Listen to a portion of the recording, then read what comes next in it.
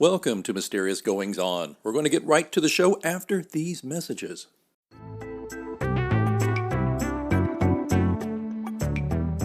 You know, I love podcasting. I have since 2006, back when you had to use like a Dixie cup with string to make the thing work. And that's why I'm so excited that we recently moved Mysterious Goings On to AnchorFM to record our podcast. I gotta tell you, I don't regret it a bit. If you haven't heard about Anchor, it's the easiest way to make a podcast. Let me explain. First of all, it's free. There's creation tools that allow you to record and edit your podcast right from your phone or computer. Anchor will distribute your podcast for you so it can be heard on Spotify, Apple Podcasts, and many more. And you can make money from your podcast with no minimum listenership. It's everything you need to make a podcast all in one place. I'm not going to lie to you, when I first heard about Anchor, I was a little dubious because I've been doing it the hard way for so long. But I got to tell you, it's very easy. Use a Stripe account. Get sponsors. You're not paying monthly hosting fees. The sound quality is great. The distribution is phenomenal. Friends, download the free Anchor app today if you want to start your own podcast, or go to anchor.fm to get started. Remember, you heard it here first on Mysterious Goings On.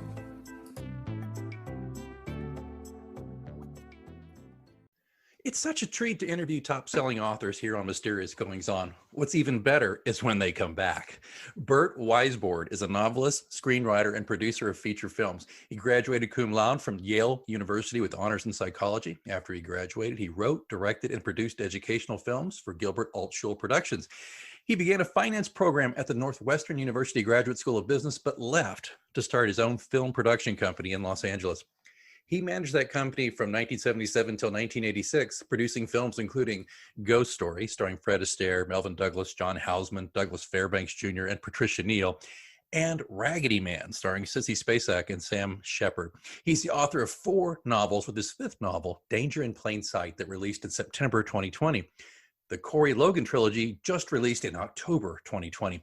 Now, he originally appeared here on Mysterious Goings On July 2nd of this year to talk about Danger in Plain Sight, and I invite you to click the link in the show notes to listen to this interview. If you haven't yet, you've got to. It's a treat.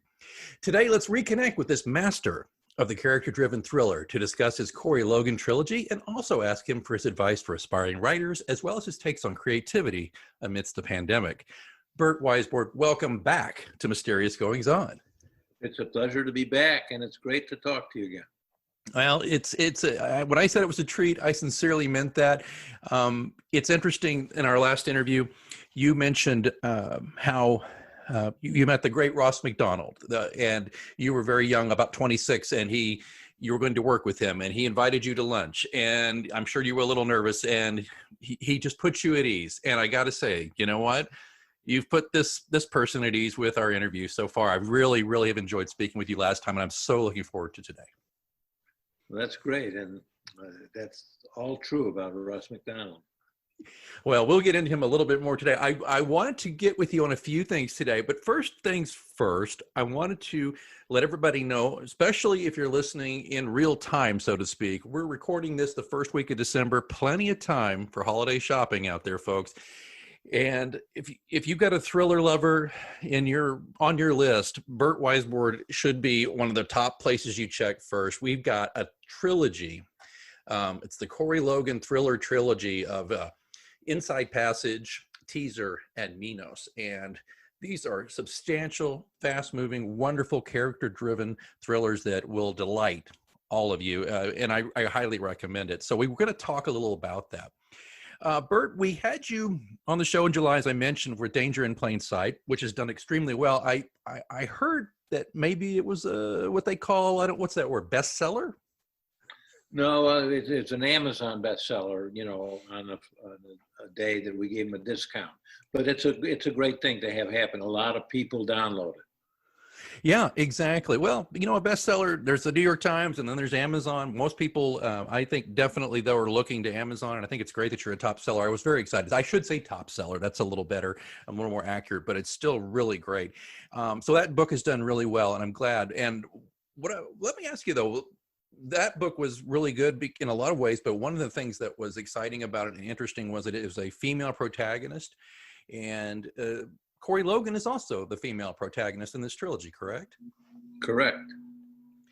Is there a theme here I'm missing, or is there something here? Are you consistently going that direction, do you think? Yeah, I actually wrote an article not since I talked to you about that subject, about writing strong women.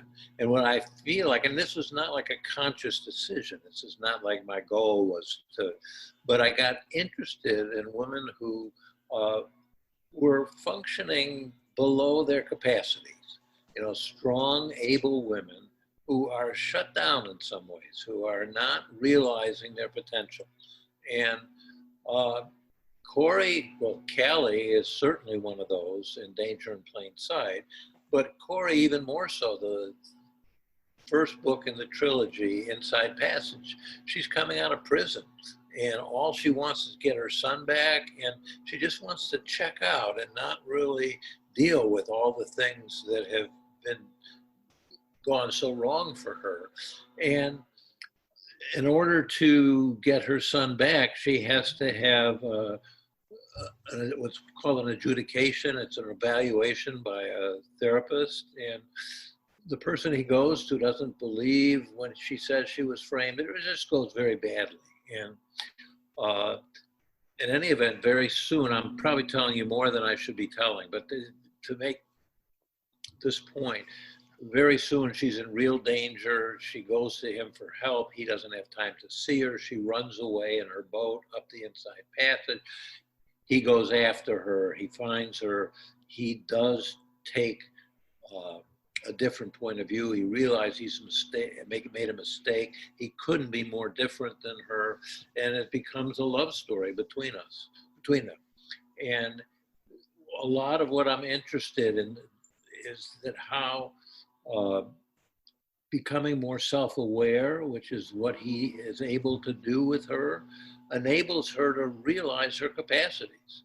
I mean, it's a very interesting trajectory as, you know, she chooses a partner that she never could have chosen at the beginning of the book. And that really changes her. Yeah, because they're two sides of a coin. She is the tough, self-reliant, but not terribly self-aware. And I assume Abe, the other character, is the flip side of that, right? He's Absolutely. Probably not the guy you would call to go rough it in the wild. No, he's scared to be on her boat. I mean, he can't swim. I mean, he doesn't have a driver's license because the judge took him away because he kept sideswiping parked cars because, you know, he gets so preoccupied. And, you know, whereas Corey never really spent a lot of time introspectively, you know, thinking about things as a way of solving problems.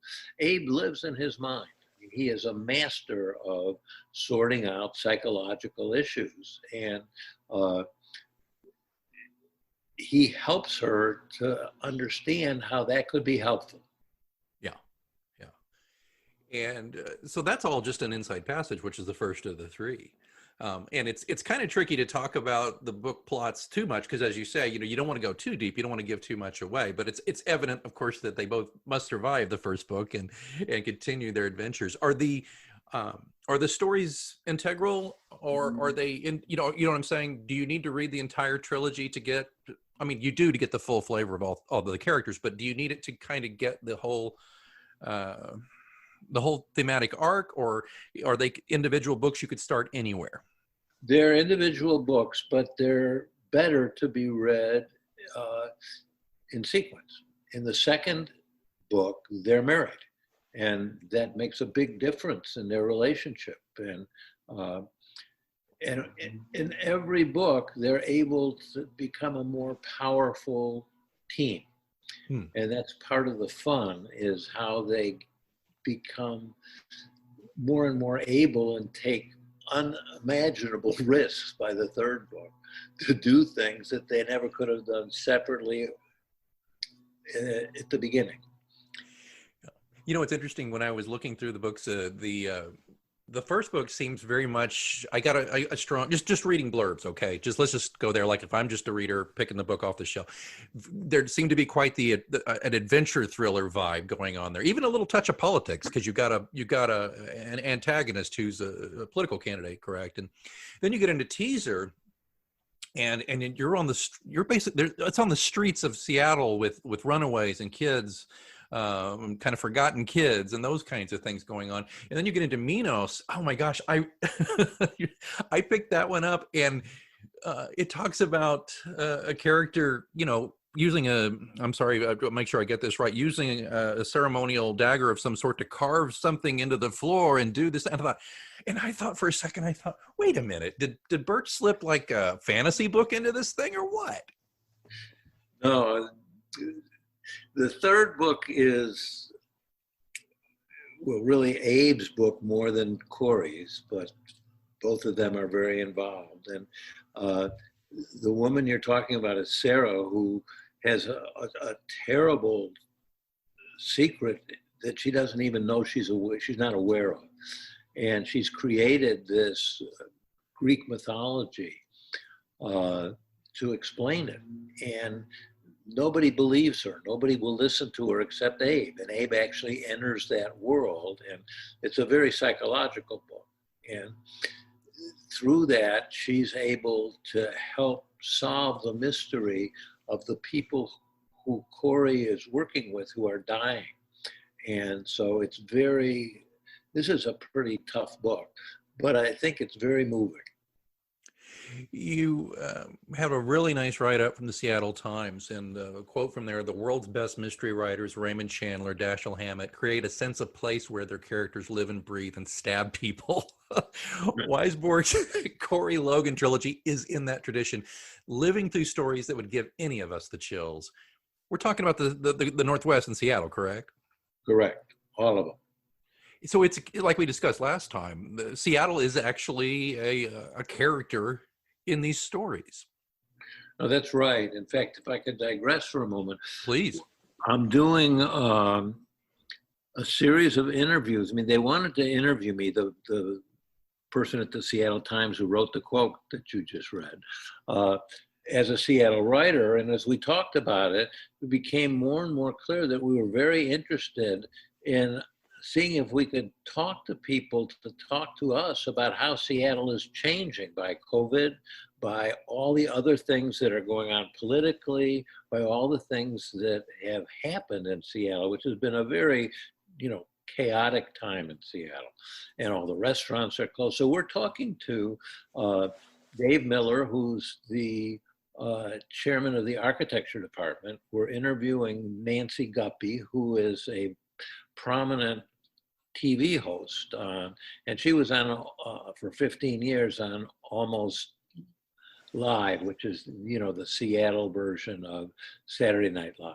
And then we're interviewing Scott Carlsberg, who's the famous restaurateur who did Lamprey and Pisado, the great Seattle restaurant. And we're asking them all to talk about how Seattle is changing and how it will never be the same as it was. And then Brendan and I are talking about afterward what we learned and how it affects the next book and so on and so forth. And I'm hoping that it's a real chance to figure out what the long-term impact of this pandemic is going to be on lots of big cities, because it's huge. I mean, all the restaurants in Seattle have disappeared. That's just the tip of the iceberg, as I'm sure you know. Kansas City, where I'm based, we maybe are not recognized beyond our barbecue, but we have some fantastic restaurants. Stuff that I would just tell you in my travels would rival just about any large city in the world. And we have lost a significant number of them that just simply are not coming back. At least that's what they're telling us. I think that's not uncommon. And I also think that if you start talking about, I don't know, just the number of people who are going to be working at home, this whole thing that they've learned to work remotely, and the number of doctors who are going to be seeing patients virtually. I mean, there's just no end to the changes. And of course, the changes in real estate, which are just beginning to be felt, where the prices are going to go way down in some areas and way up in others.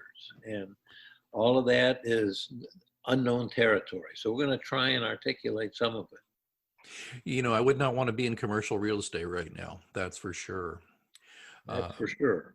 The other thing too, I work from home too. And I worked remotely, but I still, before the pandemic, I would still meet with people and go out. And I was lamenting the other day, looking at my closet, I just wear the same 3 or 4 shirts these days. It just doesn't, they're clean, don't get me wrong, but it's like I have this whole business wardrobe, not suits necessarily, but you know what I'm talking about. Stuff to look nice to meet with clients and vendors and stuff. I mean, I'll wear a press shirt when I'm on a Zoom call, but so I think about clothiers. I think about people. I mean, it's so funny. It's not funny. It's sad. In April, Burt, I got a call from a young woman who is a personal shopper for business people.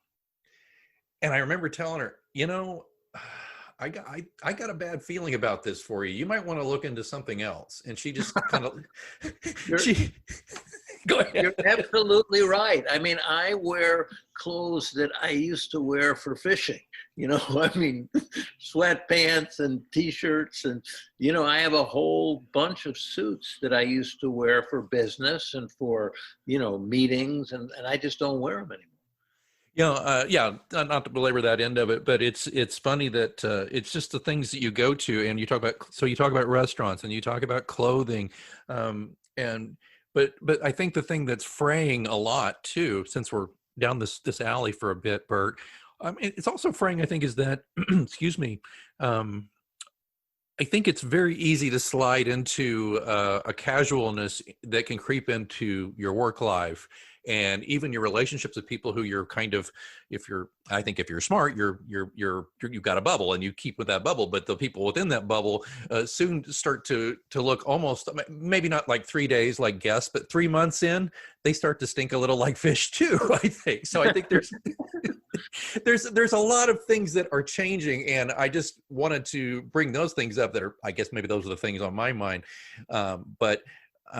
Because, and one reason I'm glad you brought up Seattle too is because we had this chat last time and we talked about danger in plain sight and how you are such a delightfully eloquent writer of food, and you write these brilliant scenes and with real restaurants in Seattle. But I remember we had a discussion where I told you you remind me quite a bit of Jim Harrison, the late Jim Harrison, who wrote incredible stuff about food. And you and I think you and I might have bonded over that very moment. I think when we both realized we were both Jim Harrison fans. That's true. But let me ask you though, so have some of the casualties of the restaurant scene, are they featured in Danger, or are any of those restaurants that appeared? Oh, the restaurants in Inside Passage. There are a lot of restaurants, and I've actually written about the restaurants in Inside Passage. Most of them are gone. The guy that we're interviewing, he actually reviewed Inside Passage early on. And, his restaurants featured in the book, and his restaurant's closed. All the restaurants are closed. There's like 6 or 7 of them. There's only one that's open, and it's in a hotel. It's Shuckers in the Fairmont Hotel. Yeah, and I've been following with interest the various efforts to try to get some relief to restaurateurs, and it's not been terribly, I don't think, obviously not terribly helpful to this point. But that's a whole other discussion about interventions and stuff like that. But I'm glad we could get into that, because I know that with Corey Logan, I think we're going to be right up there again. We're going to be immersed in this world, in this area, the Seattle area. And so I am pleased to say then, though, sad that those restaurants are gone, but you're still continuing your thread of discussing restaurants and food a little bit in this trilogy. Absolutely. And I do think that in the next book, I will be dealing with the new restaurants that will show up, that will be very different, that will not look the same, that, you're not going to have tables close together. You're not going to have the same kind of setup. And a lot of it will be takeout, but I think that will play a role in the next book. And that's exciting. Now, is that next book a completely different Yeah. character? Okay. Oh, all right. So I imagine you're not going to tell me much about that right now, though. Well, no, but I think it'll be Callie and Cash. I think it'll be a sequel to Danger in Plain Sight. Excellent. Excellent. I love that. Yeah, you know, it's funny. I am not in my own work integrated a lot of current events into my stuff, but I think you and I were talking offline before we started today, and it's just, how do you not include a once in a century pandemic in your work if you're writing right now, unless you're writing just pure fantasy or escapism? Is that how you see it? I think you have to. I mean, I think you have to at least think about it, because everybody is affected by it one way or another, you know? Right. Well, if you don't mind, let's and we'll circle back to the trilogy towards the end of our chat. I just want to ask you a few questions here that might be helpful.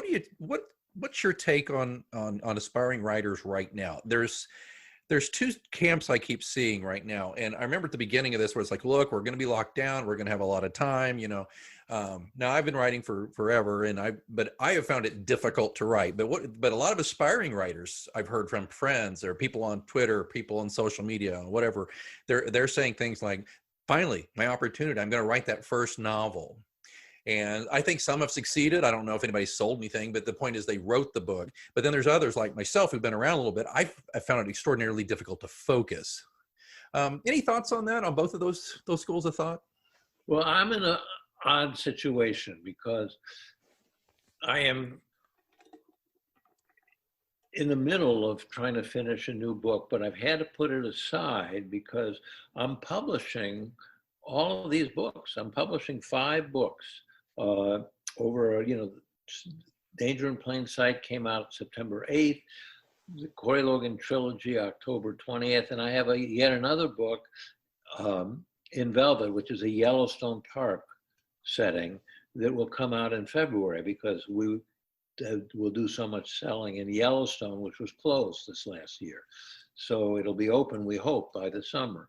And so, and this is all new to me, this self-publishing. I've always had a publisher, and I really tried to do it on my own. And it's totally time consuming. I mean, it takes so much more time than I ever expected. So I'm not able to spend the time that I would like to spend on writing. So my experience is missing having more time to write during this time. But at the same time, feeling like, my gosh, I never could have done the work that I'm doing on this publishing. And it includes all kinds of advertising and Facebook stuff and social media. And I mean, we're doing all kinds. I was struck early on, you talked about these books making good Christmas gifts. We're setting up our Christmas gift shop so that people can come to the website and choose and we're combining wine, a book, and chocolate. And we've got different kinds of levels of each one. And we will, you know, people buy the book and pay the price, you know, so the first one is like $15. And we will then put the package together and mail it out to the person they want to send it to with whatever note they want to send. Now, that's not the same as writing, but it's a fascinating thing to learn about, to sell your books and to really reach out to people and find things that they're, you know, interested in. And one of the things I think during the pandemic is, you know, you probably have more time to reach out and contact people about things. They will think about new ideas. I mean, the people are on the internet all the time, so that one of the things we've done, and I'm probably going way off the reservation here, but one of the things we've done is we've allied with influencers. And I don't know how much you know about these people, but they're people who, you know, these are book influencers who all have 5,000 to 20,000 followers. And we've aligned with them to sell our books and to, you know, put things on their followers for their followers, which could include articles, which could include interviews, which could include this interview. And these people are, they're all available. They're all listening. They're all, thinking about what you're talking about. And that's a kind of different setup because, in the past, as a writer, you'd go into bookstores and you'd read your book. And, this is completely different. It's a completely different process. And I'm just finding my way, but I'm finding that this would not have happened in the way that it's happened without the pandemic. Is this really speaking to your question? It absolutely is, because you've managed to, if your energies couldn't be devoted directly to writing, you've got them directly devoted though to your work and trying to move the ball forward on your work, which is interesting. I'm just anecdotally, the same thing with me is I've had a very difficult time writing, but I have gone back and started trying to push out the series prior to the latest one I'm stalled on, because you still want those to sell and you want to get new readers. So I've been doing that. And just like you, I've been working on, like, I bought some ads on Amazon. I'm reaching out to some people to do some reviews. Of course, I've even considered, I'm a PR guy by day, right? But I have thought about hiring a specific book publicity firm because they just have the contacts that I don't, because I'm not a book publicity person, but there's so many things you can be doing. So you're setting up this holiday store, right? As you said. Now, is that good to go now, or when are you going to launch that? It'll be good to go on Monday. On Monday. So that, it may be Tuesday. I mean, we're just creating right now the format for it. So let's just say next week. Next week. If you think about it, when that's live, would you have one of your people just shoot me an email, and I'll make sure I'll put that link into the show notes about this episode. Okay. Absolutely. Okay, that'd be great. Okay, yeah. So moving along here, so that is helpful. But just maybe one quick thing though, do you have any advice for aspiring writers who are got this time on their hands? Do you want to tell them, get your butt in the seat and just start cranking? What's your advice if they really think they want to do something? I mean, I think that, whenever I'm asked this question, I always say the same thing, which is you just got to write. You got to keep writing. You write and you write some more. And, something happens over time where you begin to know when you got it, where you want it. And sometimes you have to rewrite 10 times one sequence. Sometimes it's 20, sometimes you throw it out because you can't get it right. But when you get to the point where you're knowing that you're doing what you want, and the thing that I tell to people is it's what you want that counts. You shouldn't be writing to some, commercial idea of what sells, or some, external kind of image of what people want. You really have to write to what works for you, and that's an individual voice, and it's something that you have to find. And when you've got that and you can do it, you're ready to go out, and sooner or later you'll find someone that gets it. And then, it took me a long time to get my first book published. And then when the first book published, they couldn't understand how I could write so fast, when in fact I've been writing for a long time. Nice. Well, that's great. Yeah, that's the thing. You just got to write, and you've just said in a different way. It took you years to be an overnight success. That old say, right? And it's funny. I talk to young people who want to write, and I just say the same thing basically. But I always add a caveat, and I say, and don't get discouraged. And sometimes. Yeah, I mean, because it's easy to get discouraged. I know people, it's interesting, particularly with how easy it is to bring a book to market. I mean, now, I don't think it's easy to bring a quality book to market necessarily if you're self-publishing. I believe you should professionally edit it, professional covers, all that stuff. But there's a lot of people who just kind of bang something out and put it up there, and then wonder why something that's got a bad cover, rife with mistakes and typos and doesn't make sense. And they're wondering why nobody wants to read it, or they get a bad one-star review or something from people. And I just tell people, I just like, don't get in such a rush because it's so easy to push a few buttons and get it out there if you're self-publishing. Make sure it's really the best you can do, and make sure that story is really where you want it to be before you hit publish. I just, to me, that's, and it's always the advice that kind of gets from some people kind of a frowny face, like, oh, that's so boring. But it's like, no, this is a craft, without getting too fancy about it, because I'm as big a hack as anybody, but it's a craft and you should be proud of your work. That's where I go with it. I completely agree with you. And I do think that it's a lot of time up front that's frustrating and, discouraging. And of course, I mean, what you said about people being discouraged, everybody gets discouraged.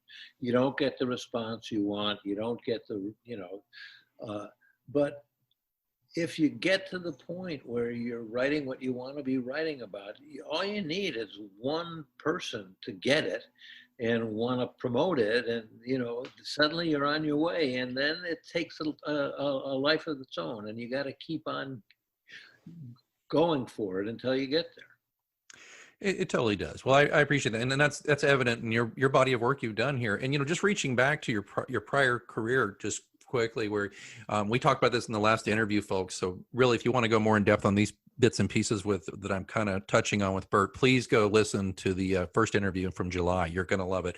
But when you worked in Hollywood, when you were a producer, you were very much a screenwriter's friend. We talk about that in the other interview. Won't go too in depth there, but it strikes me though that making a movie is not something you can do overnight either. I don't remember how long production. I wasn't in the movies, but I mean, production on a movie goes anywhere from 2 or 3 years sometimes, or more, to get a movie from sold to made and distributed. Isn't that right? Oh, it can be longer than that. I mean, the actual filming, Ghost Story was a big budget movie at the time, and it was months, but it was the biggest time was getting it made and the post-production and the distribution, so that the whole thing is years. And this goes back to what you said earlier about making sure your book is what you want it to be. I mean, one of the reasons, and I may have mentioned this in the last interview, that I started writing was because I really, as a producer, couldn't control the ultimate product of the movie. And the movies were fine. I mean, I'm not feeling like they didn't turn out well. They just were not necessarily what they would have been if I had the final say about everything, which of course you don't if you're a producer. And so I started writing, and this really goes to your point, which is you don't want to, you can make lots of mistakes, but you don't want to have something out there that's not your best writing. It's not what you want to be writing, because those are the mistakes that you can't undo. It's like, I just read an article about Francis Ford Coppola going back and remaking the third version of The Godfather. Well, good for him, I mean, but how many people can do that, I don't think I can go back and make the changes in the book that I've written and published, after it's out. A lot of times too, even that first book, you get it out there, and sometimes you only get one swing at your first at bat, your first pitch. And if you put it out there and you start showing it to everybody, and it's not your best work, or it doesn't look professional, a lot of people are going to, maybe not to your face, but mentally write you off, and not going to look at anything else you do. So really, that's my big advice, and I think you and I are in agreement here, is just really, really make sure you've got it, a good edit, good cover. Get some beta readers who will help you make sure you don't have a glaring error. Was it Raymond Chandler what was the book? And he left out a character who was murdered, and he didn't even solve it. And they put it out. I'm trying to remember which movie or book that was, but they said, well, what about the butler? And he goes, oh yeah. Yeah, I mean, there's always mistakes. There's always stuff that you miss. But I think your advice is very right. And you just put out the best you can. And then you'll always be proud of it. I mean, that's the one thing about a book, which is that even if you don't get the buyers that you hope to get, if you get the response from the readers who read it and understand it and love it, it's very satisfying. books, do you ever enter your books into competition for I am awards? doing it for the first time. We're going up for awards for all the books. And, Nice. I've been someone has really pushed me to do that, who is a promoter, a PR person. And they really feel like it helps. And so I'm willing to try. I've got to say, even some of the most obscure mentions I've ever gotten for my stuff, it's something you can hang your hat on, and it helps move the ball forward a little bit. So I think it's a good idea too. But again, make sure, as with Burt, it's your best work. It's your best work. Hey, I have to mention this really quickly. When you produced Ghost Story, you were working with. I mean, did you have much interaction with the actors who were the golden age of Hollywood people? This cast. Did you ever have any interaction with them much, or? I did. I had a lot of actors. I'm going to tell you a funny story.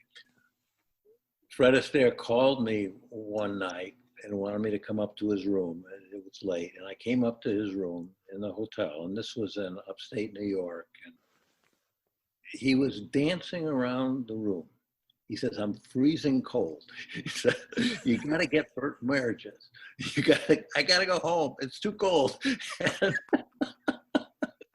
And I loved Fred Astaire. I mean, he was a wonderful guy. And, we had a great conversation. It was very funny.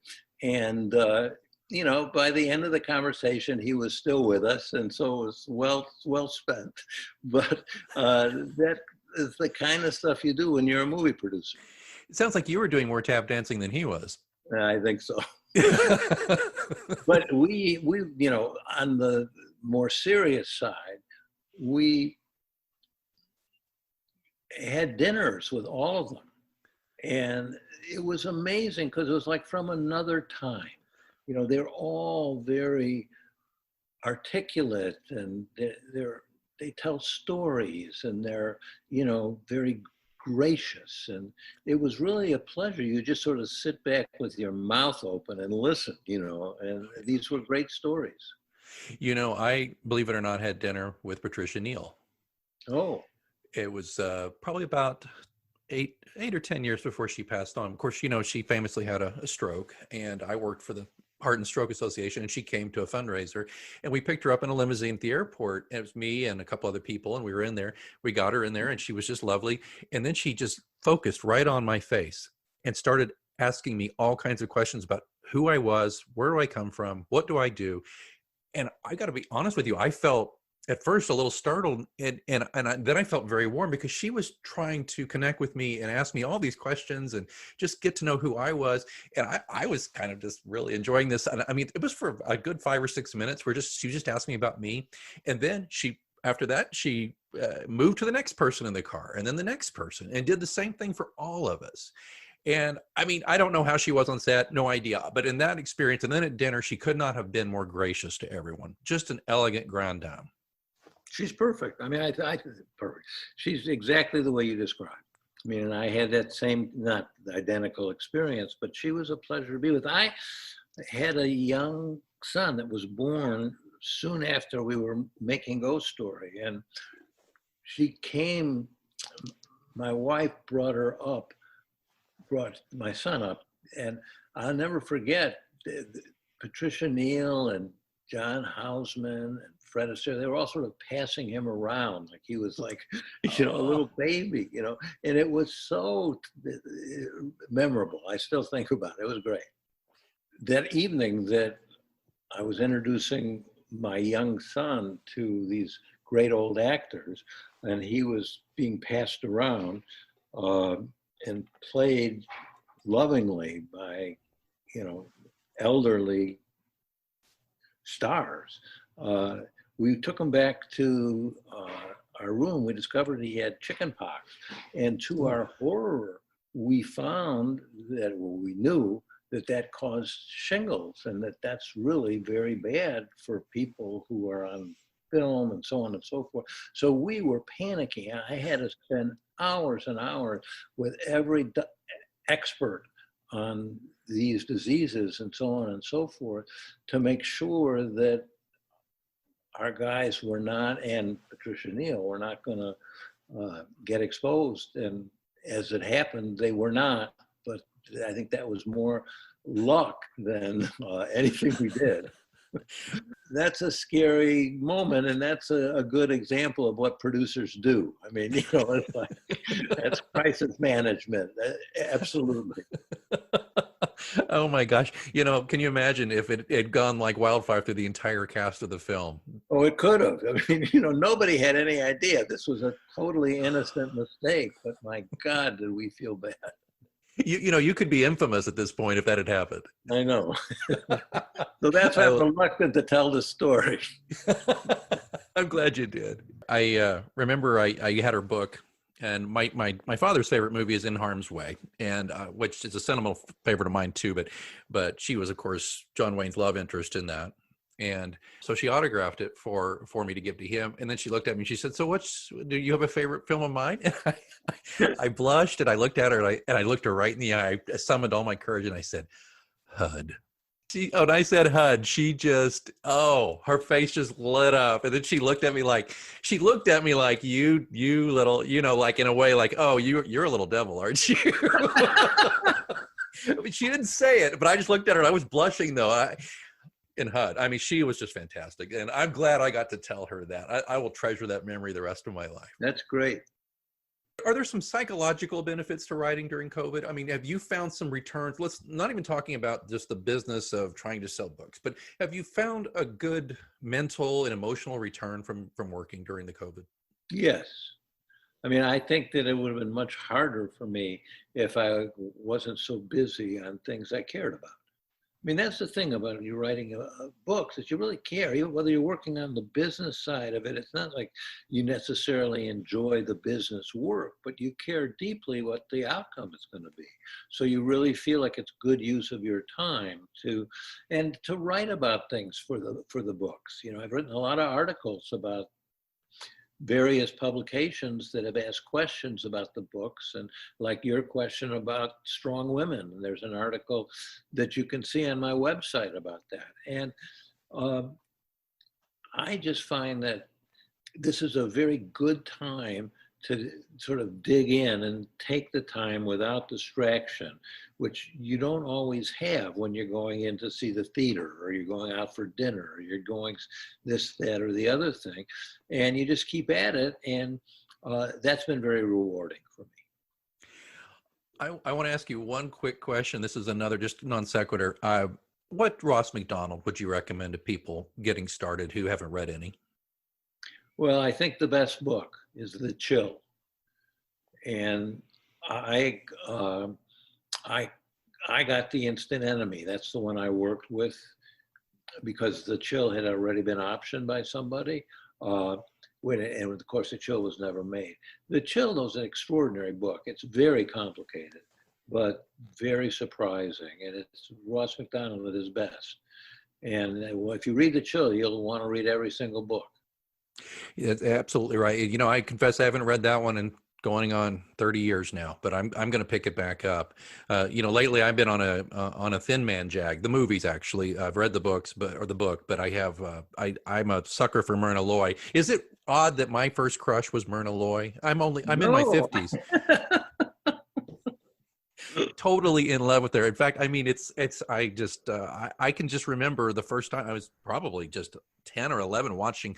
My goodness, I think a Fu Manchu film she was in, where she played the daughter of the villain, and she's gorgeous, and she just has this power. Well, Burt, the trilogy is the Corey Logan thriller trilogy, and it's available everywhere, right? Yeah, I mean, but the best thing is to go to my website, and that will give you a lot of different choices of where you can get it. And there's also audiobooks on all of the trilogy books, and they're very good. We have a wonderful narrator, Marnie Young, who's audio sorceress, has done all actually 5 of the books. She's done the audiobooks, and I couldn't be more delighted. And I'm not a big audiobook person. I never even learned about it until I was working on my own book.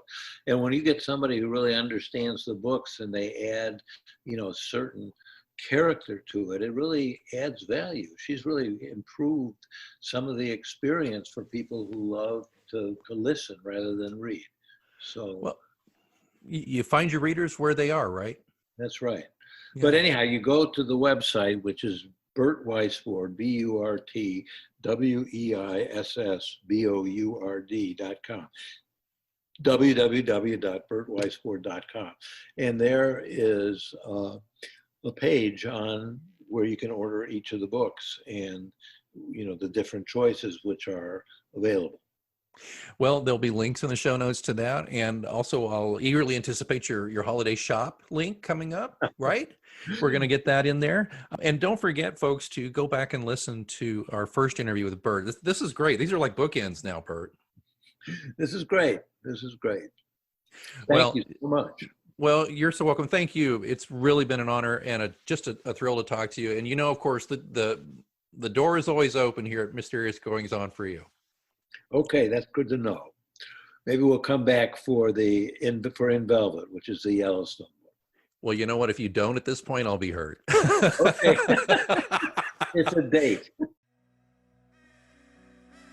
Thanks so much for listening to Mysterious Goings On. Don't forget, we have a complete archive of all of our interviews, monologues, updates, live readings, dead readings. All of that stuff is available at mgopod.com.